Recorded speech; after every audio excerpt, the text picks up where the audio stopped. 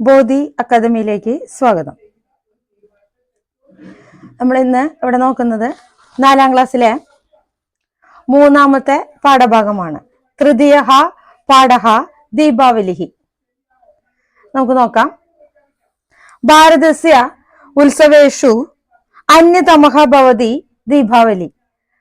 ഭാരതത്തിലെ മറ്റുള്ള ഉത്സവങ്ങളിലെ പോലെ തന്നെ ഒരു ഉത്സവമാണ് ദീപാവലി.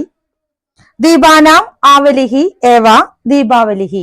ദീപാനാം ആവലിഹി, ദീപങ്ങളുടെ ആവലിഹി എന്ന് പറഞ്ഞ കൂട്ടം.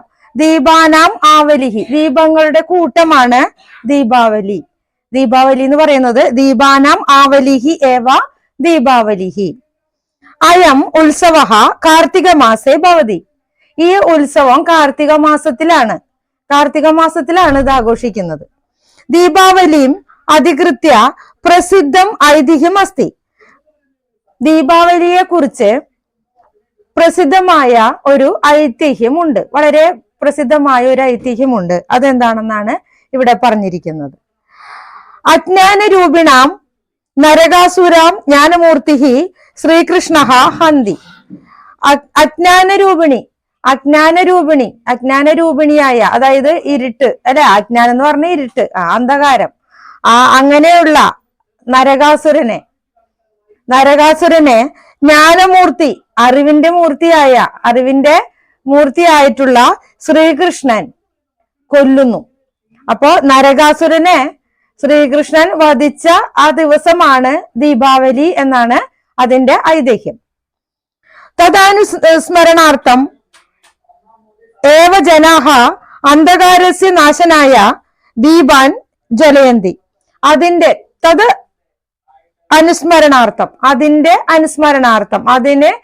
അതിന്റെ ഓർമ്മയ്ക്കായിട്ട് ഏവ ജനാഹ, എല്ലാ ജനങ്ങളും അന്ധകാരസ്യ നാശായ, അന്ധകാരം ഇല്ലാതാക്കാൻ, അതായത് അന്ധകാരം എന്ന് പറയുന്നത് ആരാണ് അവിടെ?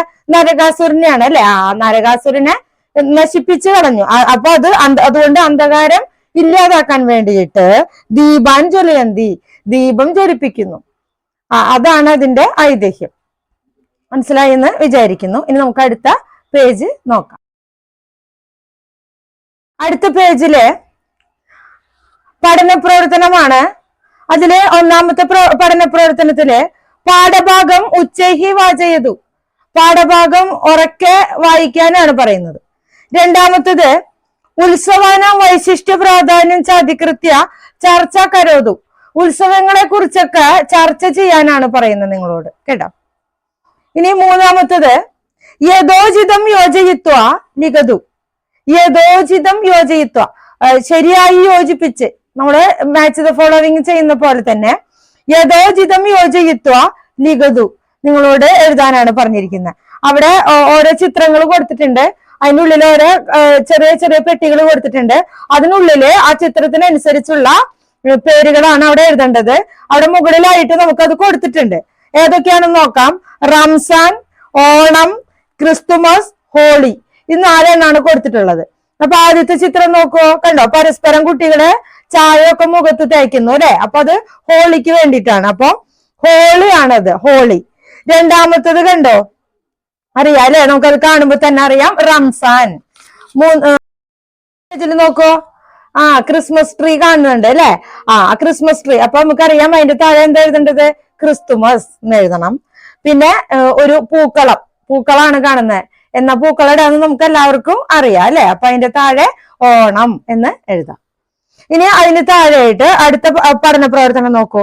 ചിത്രം വർണ്ണേന ലിബന്ധു ആശംസാപത്രം രചയിതു എന്നാ പറയണം. അവിടെ ചിത്രം കളർ കൊടുക്കണം. അവിടെ ആദ്യം ഒരു ക്രിസ്മസ് അപ്പാപ്പിന്റെ ചിത്രം, അത് കളർ കൊടുക്കുക. അതുപോലെ തന്നെ ചെരാതില് ദീപം വെച്ചിട്ടുണ്ട്, അതൊക്കെ കളർ കൊടുക്കുക. കളർ കൊടുത്തിട്ട് നിങ്ങളോട് പറഞ്ഞിരിക്കുന്നത് അവിടെ കൊടുത്തിരിക്കുന്ന ആശംസാപത്രം രചിക്കാനാണ് പറയുന്നത്, പൂരിപ്പിക്കാനാണ് പറയുന്നത്. അവിടെ നോക്കൂ, ദേശ് ആശംസാഹ എന്ന് എഴുതിയിട്ടുണ്ട്. അപ്പൊ അവിടെ നമുക്കറിയാം ക്രിസ്മസ് അപ്പാപ്പനാണ്. അപ്പൊ ക്രിസ്തുമസ് ആശംസാഹ എന്ന്, ക്രിസ്തുമസ് എന്ന് അവിടെ എഴുതി ചേർക്കണം. അടുത്ത നോക്കൂ, അടുത്തത് ദീപാണ് വെച്ചിരിക്കുന്നത് അല്ലെ. അപ്പൊ ദീപാവലി ആശംസാഹ എന്നാണ് അതിന്റെ താഴെ എഴുതി ചേർക്കേണ്ടത്.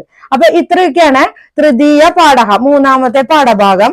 അപ്പൊ ആ 3ാമത്തെ പാഠഭാഗം നിങ്ങൾ എല്ലാവരും നന്നായിട്ട് കളർ കൊടുക്കുക, നന്നായിട്ട് പഠിക്കുക, പേരുകള് ഒക്കെ പഠിക്കുക, ദീപാവലിയുടെ ഐതിഹ്യങ്ങളൊക്കെ പഠിക്കുക, നന്നായിട്ട് പഠിക്കുക കേട്ടോ.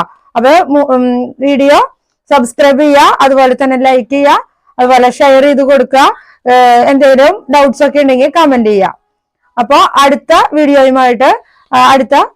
വീഡിയോയിൽ കാണാം. ബൈ.